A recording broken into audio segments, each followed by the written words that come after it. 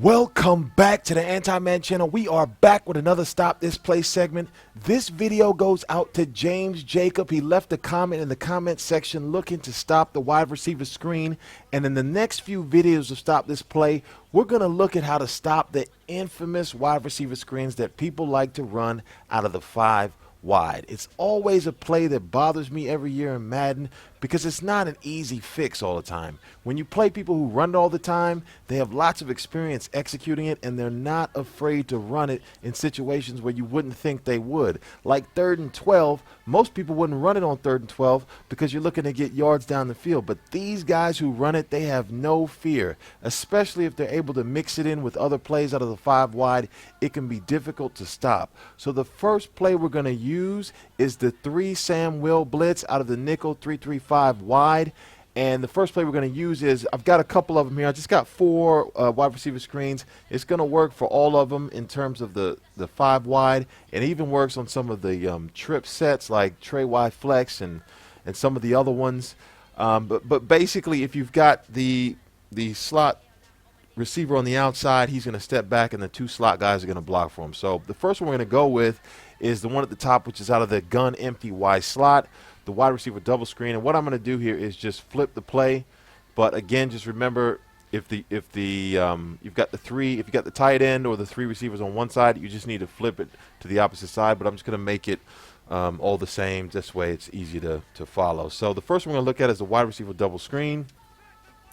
And actually, to be quite honest, stopping the wide receiver screen is really easy. You know, it's a really easy fix. All you got to do is take this guy right here on any play. Like if you're in any nickel or anything like this, take a guy right here and put him kind of outside this inside wide receiver, and then you man up the outside guy, and then actually all you need to do is go out there, and once the play, let me just start it.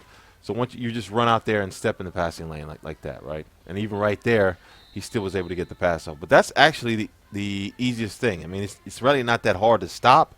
But a lot of plays on this game, they don't get pressure. So you might be able to jump out and stop it, but there won't be any pass rush. And the guy could, if he's got a good quarterback like with some speed, like Dak Prescott, Mariota, or somebody like that, he could just take off and run. So it's not going to be really that effective.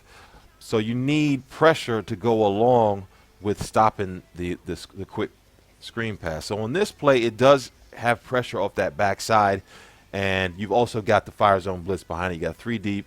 You actually got 3 underneath. So all you want to do on this play is put whatever side the screen is going to, put that inside guy on manned up on the outside receiver, and then you're going to use her. And then what you want to do is actually run behind. You see this wide receiver right here that actually it's Melvin Gordon right here. As soon as he starts to leave to go to block, you just want to run behind him and jump out in the passing lane, sort of like this. Just run behind him and jump in the passing lane, because if you don't do that, you either will get picked up on a block. Let me just show you. You might get picked up on the block, like if you just try to run out like this. Yeah, Melvin Gordon picks me up. And here's the reason why I like this play right there, is the last 2 plays we had pressure coming off the backside. And this is the reason why this play is pretty effective at it, because you see basically you just get a block shed from, I think at that time it was one of the D tackles. You just block shed, bam, he's coming in for the pressure right there. And that's what this play has off that backside. For some reason, the guys in the back, so if you have any block shed guys, you might as well just put them in that position. Most people who run the 3-3-5 wide are going to put their best block shedders on the outside anyway. So if you have somebody who can get a good block shed, put them on the outside, or even put them at one of the D tackle spots opposite the screen. And that's pretty much just all you want to do. Step in front of the pass like this. And let me just run against the computer so we can just keep running it over and over just to show you. And the one thing that's also good about this is you don't need to actually move anybody. So nobody moves before the snap. And actually the guy that you're using right there, I actually messed up. And see, that's what will happen if you don't get out there properly. But he's already in position for me to just run behind the guy and step in the passing lane. You see the computer just throws it away because there's nothing there. And also the pressure will come off that backside. And all I'm doing is manning up, and as soon as the play starts, I'm waiting, and I want to slice underneath that wide receiver, and hopefully that pressure will come in very quickly, and he won't have anybody to pass to. Or even if he does try to scramble, he might get sacked and fumble, and it'll be a good play. But essentially, you're taking away the quick throw, and he will have to hesitate. Now, on this play, there actually is a screen on the other side of the field, and for some reason, the computer doesn't like that option either. And actually, it does stop this play, too, on the backside. We take a quick look at that one. So this particular, the wide receiver double screens, you take a look what's going on over here. This guy's actually stepping two, but what happens is this guy is going to have a complete, even if the computer throws it to him, there's only one blocker, and he's coming right at him. So that's probably why the computer's not throwing the ball, and you end up getting a sack like that. So this play right here shuts that down. So let's take a look at the other three that I've got. Let's see, the 3-3-5. So the 3 Sam, and then we're going to take a look at, what's the next one down the list? So the gun empty trips, which is 0 personnel, and we've got a screen right here. I'm just going to do the same thing.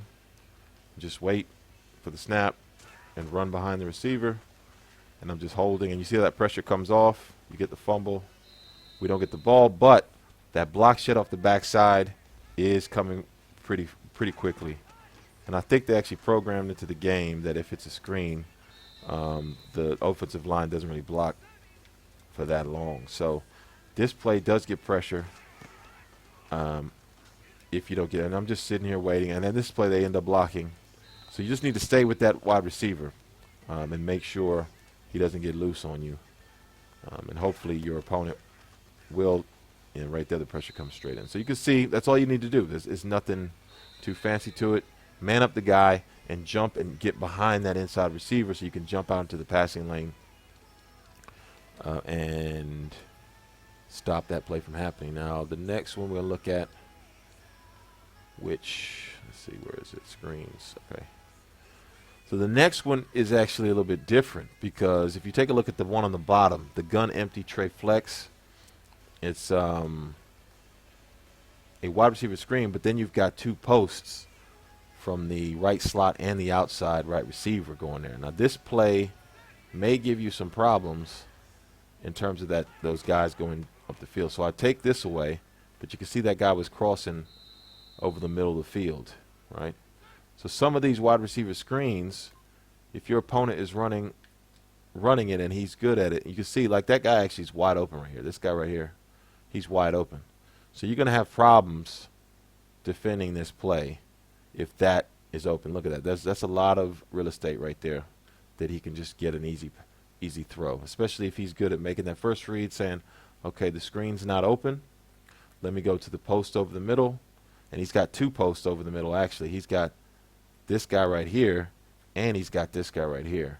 And if he's not afraid to throw the aggressive catch, then you might have some problems doing that. So what you're going to want to do is potentially, if that happens, you can man up and user it manually, right? So what I did right there is I put that's the beauty of this particular play, is that you can put this guy right here who I was using before, you can put him and man him up. So what I did was man him up, and then I went and used the slot DB over here, and I just manually took away the post over the middle.